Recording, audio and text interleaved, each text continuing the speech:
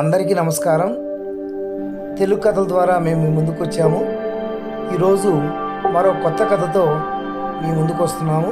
దయచేసి మా channel subscribe చేయండి, ఆదరించండి, షేర్ చేయండి, లైక్ చేయండి. ఇప్పుడు చెప్పేటువంటి కథ పేరు మిత్రబంధం.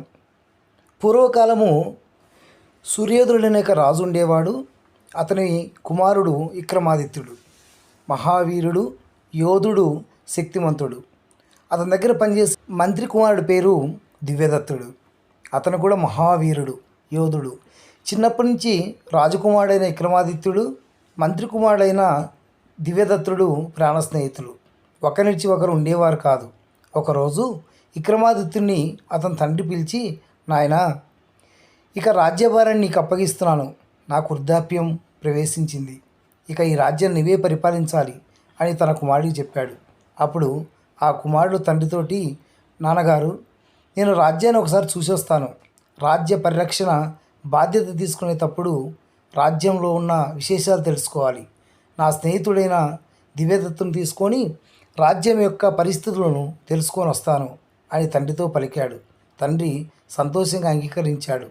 తండ్రి యొక్క ఆశీర్వాదం తీసుకొని మంత్రి కుమారుడైన దివ్యదత్తుడి దగ్గరికి వెళ్ళి, మన రాజ్యం పరిశీలించి రాజ్య క్షేమాన్ని తెలుసుకొని వద్దాం, ఇద్దరం వెళ్దామని అడిగాడు.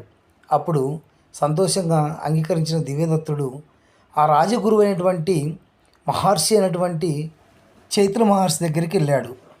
అప్పుడు దివ్యదత్తుని చూసినటువంటి ఆ మహర్షి ఆశీర్వదిస్తూ, నాయనా, మీ సంకల్పం చాలా గొప్పది, మీ ఆలోచన అద్భుతమైనది, ప్రజల కష్ట నష్టాలు తెలుసుకోవాలని మీ ఆలోచన అద్భుతమైనది. కానీ నీకు ఒక విషయాన్ని తెలియాల్సిన అవసరం నాకుంది.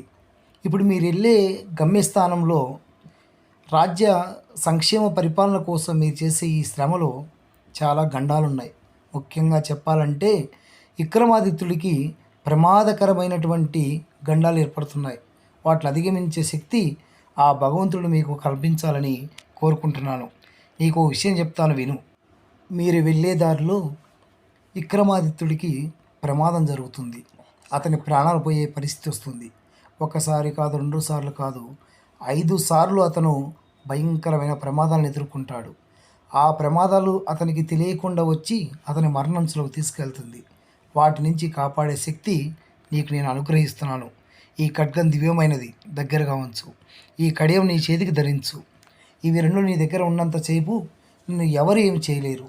కానీ ఒక్కటి గుర్తుపెట్టుకో, ఆ గడియలు వచ్చే క్షణం ముందు మాత్రమే నీకు తెలుస్తాయి. వాటిని నువ్వు విక్రమాదిత్యుడు చెప్పినా నీకు మరణం తప్పదు. అలా అని నువ్వు ఏమాత్రం నిర్లక్ష్యం చేసినా అతని ప్రాణాలు పోతాయి.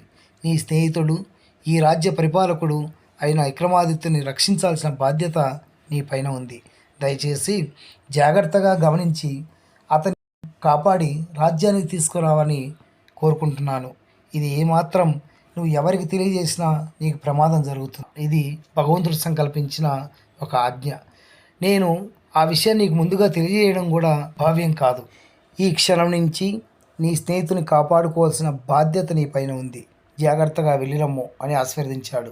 ఒక పక్క ఆందోళన, ఇంకోవైపు భయం, ఇంకోవైపు తన స్నేహితుని కాపాడుకోవాలనే వాత్సల్యం, ఇవన్నీ విక్రమాదిత్యుని కాపాడాలనే ఆలోచనతోటి అక్కడ ఉన్నటువంటి ఆశీర్వదించినటువంటి భగవంతుని నిదానంలో ఆశీర్వాదం తీసుకొని ఆంజనేయ స్వామిని మనసులో ధ్యానించుకుంటూ భగవంతుని స్మరణ చేసుకుంటూ అక్కడి నుంచి బయటికి వచ్చాడు. కానీ మనసంతా ఆందోళన, తెలియని భయం, ఎక్కడో ఏదో ఆలోచన, అన్నిటికీ ఒకే ఒక సంకల్పం, భగవంతుని యొక్క నామస్మరణ జరించడమే.